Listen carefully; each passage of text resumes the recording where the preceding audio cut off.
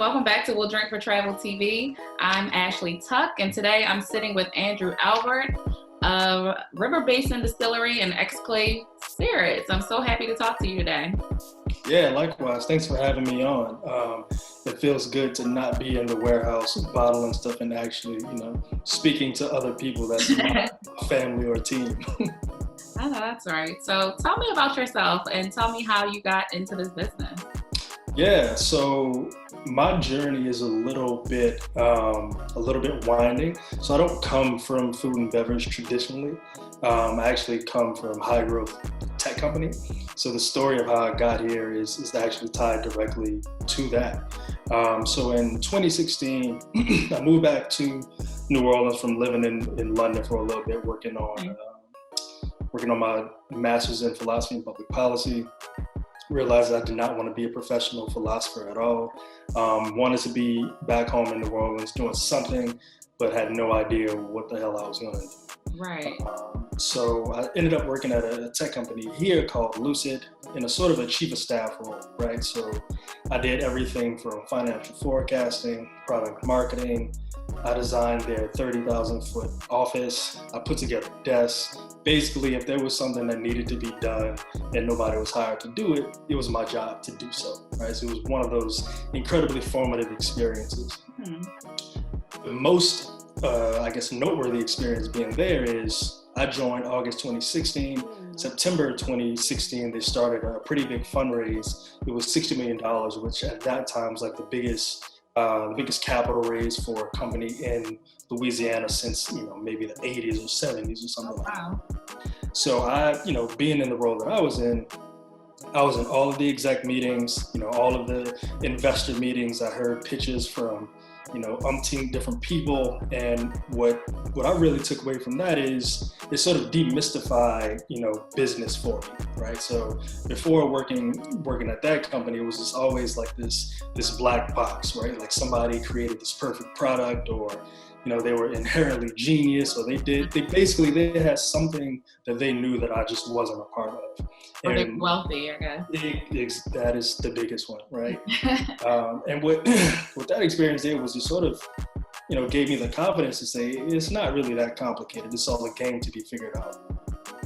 Around that same time, Uncle Nearest actually launched, and there was this huge New York Times article, about the story, and myself, like everybody was just floored, right? Immediately read it again and again and again. I was like, this is amazing. This is beautiful, right? Like everybody should be talking about this. I want to somehow be a part of it, right? Like that was my whole thing.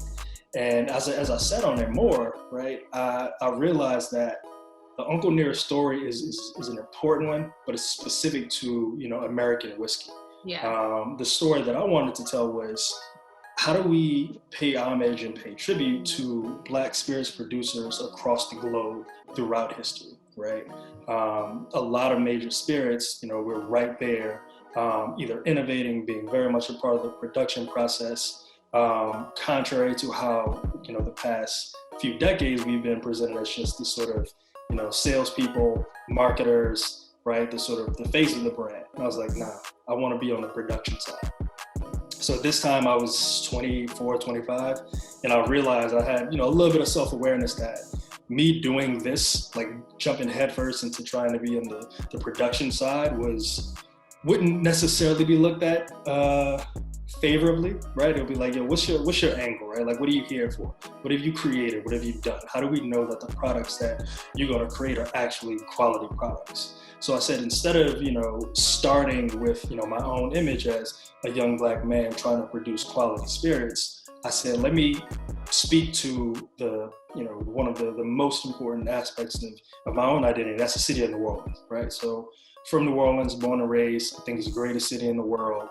I don't think a little bit when you say that. Yeah, it pops in and out sometimes. I'm from Baltimore, so my accent is like right on certain words you can hear it. Yeah, totally. So I'm doing a ton of research on spirits in New Orleans, and there are a number of classic cocktails that come from the city, right? Sazerac, obviously, the Vieux Carré, La Louisiane. All of these, classic staple cocktails have rye whiskey in them. And they come from New Orleans. Mm-hmm. And my thing was, why is there no brand that's being explicit about the tie that New Orleans have to cocktail culture, right? Tales of the Cocktail obviously happens in the city every year, the largest industry event, but there's not really a brand that's telling that story. Mm. So myself and my two partners in River Basin, we were sitting around drinking Sazeracs, like one too many of them. And essentially we said, fuck it, like let's start our own thing and see what happens. Yeah. So River Basin Distillery was actually launched. Beautiful, I love that. I love that. So we launched that August 2019 with a very specific goal that we wanted to create a rye whiskey that would be the perfect pairing for any cocktail, right? So on the nitty gritty, like the specs of it, this whiskey is 2 years, 10 months, 3 years, 1 month, depending on the batch. At this point, we're 3 batches in, but the mash bill is 95% rye, 5% malted barley, right? So a very high rye content to bring in some of that spice. But what's kind of weird and what's kind of funky is that it comes in at 94 proof. And the reason for that is we wanted something that was punchy enough to come through cocktails, but not so overpowering that, you can only have one of them, and not so diluted that you miss the real deliciousness of River Basin. So that's been moving since August of 2019. And I promise all of these things are connected. No, I'm listening. I'm into it. The next and the newest brand iteration is Exclave Spirits. I don't have that one yet. Now this is new. So I actually just bottled 1,300 bottles of this the second or third week of October, right? So it's very, very new. And the story behind Exclave is, whereas River Basin centers New Orleans in terms of cocktail culture, Exclave centers Black producers, right? So going back to that original story of why, I wanted to be in spirits in general. Mm-hmm. And my plan was, I wanted the actual respect of everybody from, actually creating a quality product. And I didn't want to necessarily just trade on my identity and my name, right? Like I wanted you to taste River Basin and be like, this shit is delicious. So I trust you to, curate spirits moving forward. Exclave is if I had to create a product that was, me personified, that would be it. It is a little bit different than River Basin. It's very much on like the rye bourbon threshold. So the mash bill is 51 rye, 49 corn. The age is a little bit older, so it's 3.5 years, and it's at 90 proof. So it's a little bit lower alcohol content.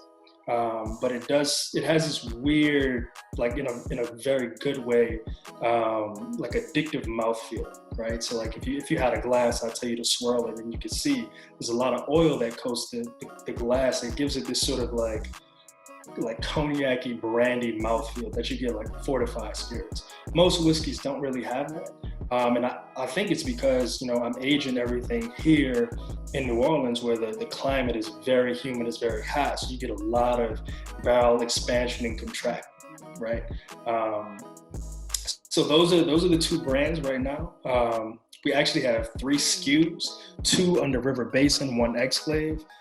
This is the newest SKU. We're stepping a little bit outside of straight whiskey, and this is I posted this the other day, and I was like, oh man, I need that. I love like coffee flavored stuff. Yeah, this is sort of like an Irish coffee.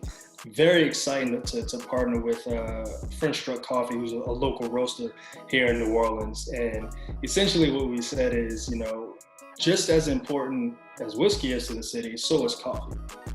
Coffee and whiskey taste damn good together. Let's figure out how to create something.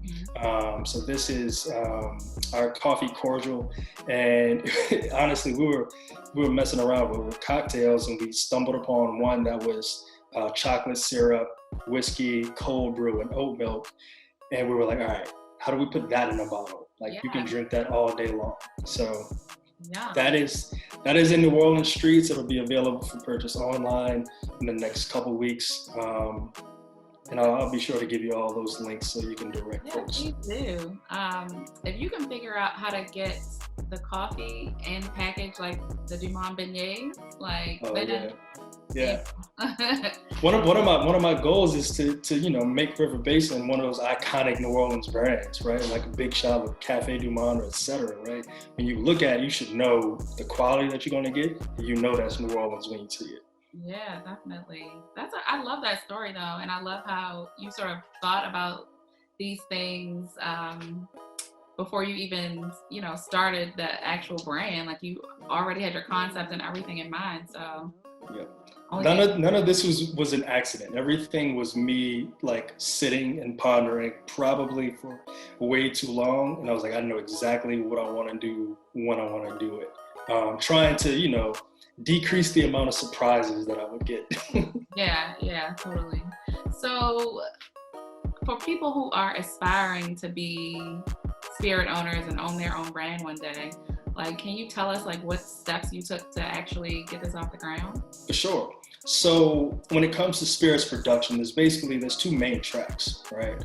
The track that most people identify with is you actually doing the distillation yourself. So this requires, owning or leasing a warehouse that is, TTB approved, right? You have to buy stills. You have to invest a hell of a lot of capital to start the process. That's what most people think about with distillation. However, there also is the option to source distillate, right? So what I'm doing right now is sourcing distillate as I build up my facility to start distilling on my own.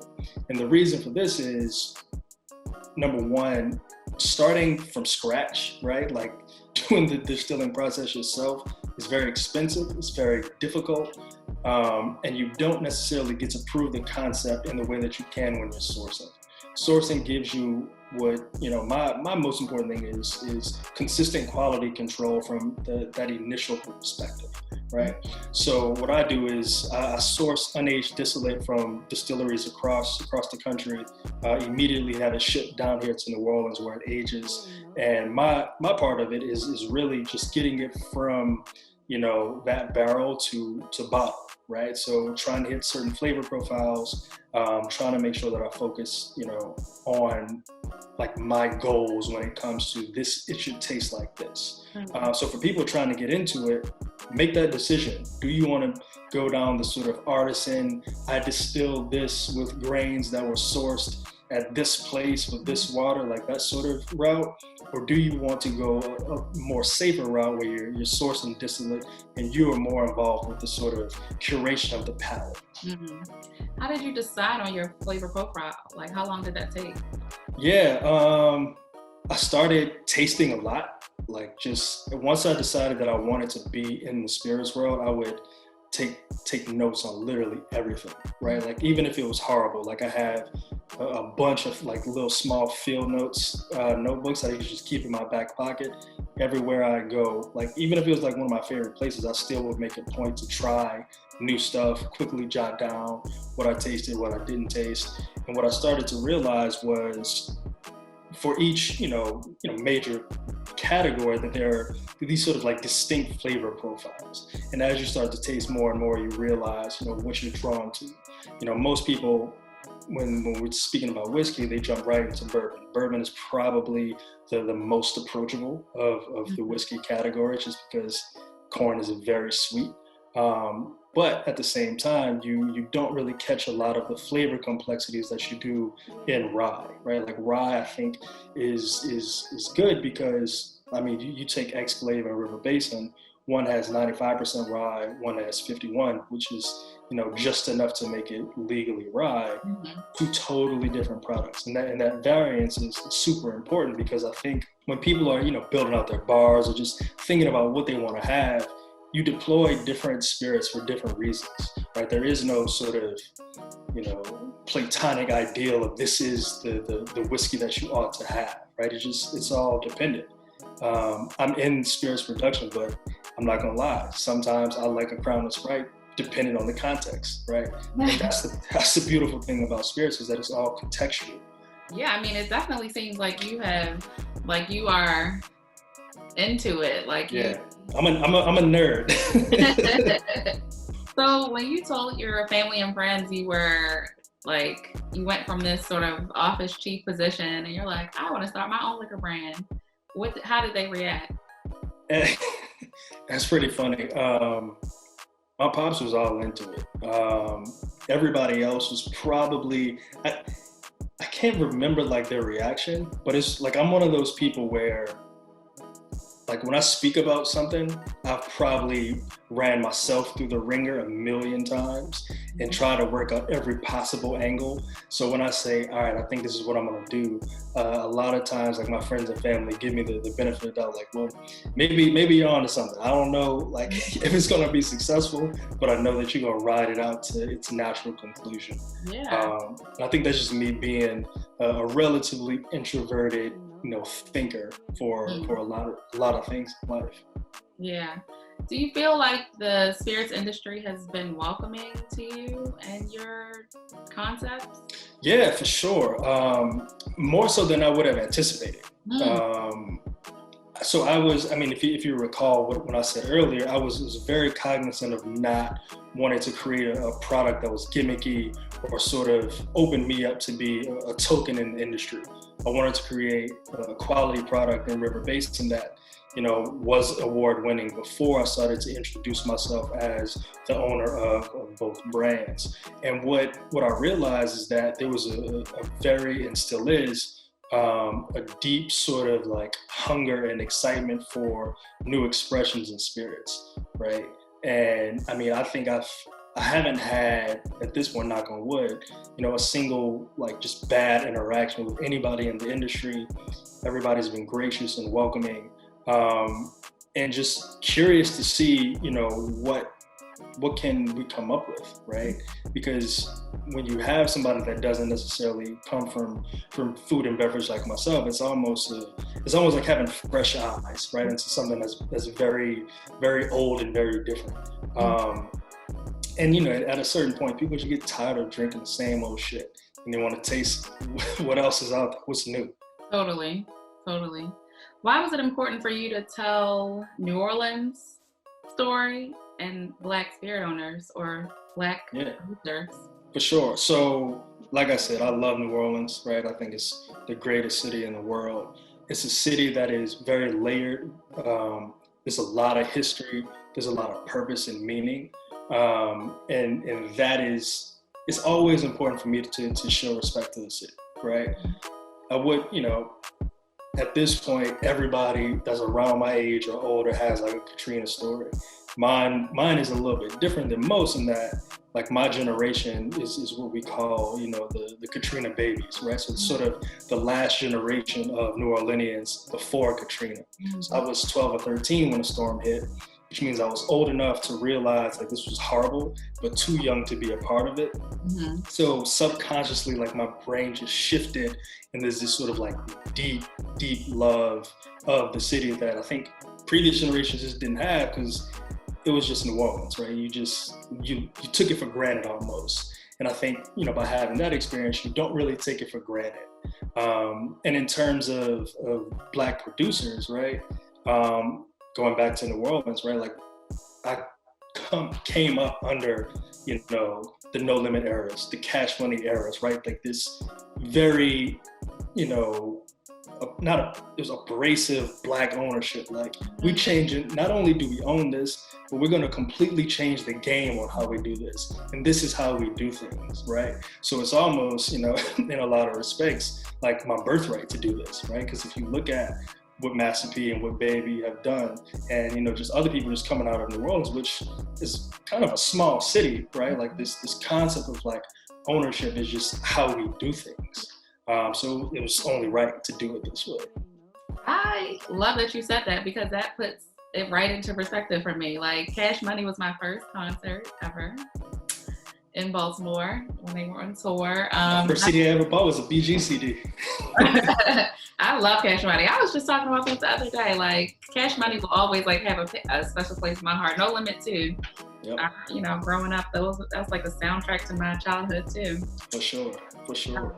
So, is there anything you would have done differently so far, or is it all like a part of the process? Yeah, there's always like a bunch of little things, right? Like, I would have I would have chosen different tops or, did the label different this way, but that's just me being a perfectionist. But in terms of the broad strokes, there's not much, right? Like I think because I'm so slow moving and slow playing it, right? Like there've been many times where I could have just like, yo, I'm here, like I got this, I got that, and try to get a lot of attention. Because I said, I'm cool on that. I'm gonna just do it slowly and build it and make sure that it's quality product. That is sort of starting to pay off in the way that I need it to pay off. And I think for you asked a question about people that are looking to get into producing spirits. Don't chase like the shiny objects, right? Like you have a plan, like you work your plan out, just stick to it, grind it out. There have been a number of people that have hit me up and was like, yo, hard seltzers is growing, like let's do something in hard seltzers. And I was like, it's cool, I see it growing. That ain't what I personally drink. So if I don't personally drink it, I ain't making the shit. Just like being true to your story and your journey. Yeah, absolutely. So when you're not in New Orleans or London, which I love London, where do you like to travel? Like, where are you gonna go? Where are you gonna go when outside opens up again? But also before outside was closed, where was your favorite place? For sure. So probably the first place I'll go when outside is back open is Turks and Caicos. So I got married 2019. May of 2020 was supposed to be like our anniversary trip to Turks. Obviously got canceled. So my wife is gonna watch this, so I'm gonna say that. But the real answer is that I'm probably gonna go to Detroit. Sounds weird. I love Detroit. Not okay. I was like, that's not where I thought this was going, but okay.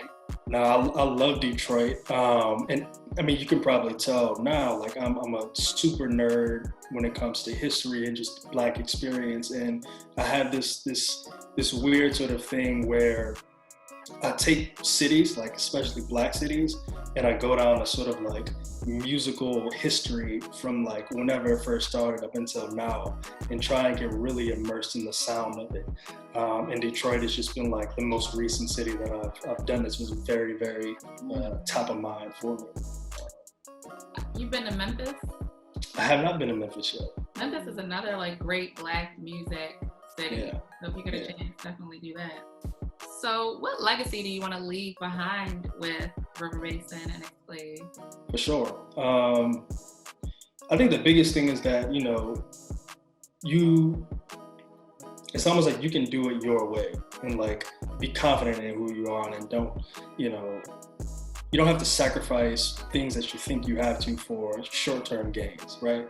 Like I said, coming from a place where like the biggest folks own their masters, they own their companies, right? And Nipsey Hussle isn't from New Orleans, but like he's a kindred spirit in terms of, he too came up on like those sorts of, like that sort of ideology. And I mean, I'm the oldest of three. So almost like setting the tone for, we don't have to just, go get a job because that's what we're supposed to do, right? Like, yes, I'm credentialed academically, 2 philosophy degrees, 1 from the London School of Economics. That's cool and all, but is that what you want to do, right? Like, are you doing it because that's what you were told to do, right? So this sort of concept of freedom, like a really deep, visceral freedom, is like really what I'm trying to strive for. And I want my legacy to be is that you can create a world in which you're as free as you want to be. You just got to be dedicated to that. I love that. And I feel the exact same way. Like, I feel like especially the older I get, the more I'm just like, I don't want to live the life that I'm supposed to live. Like, I want to live life on my own terms. So I completely relate to that.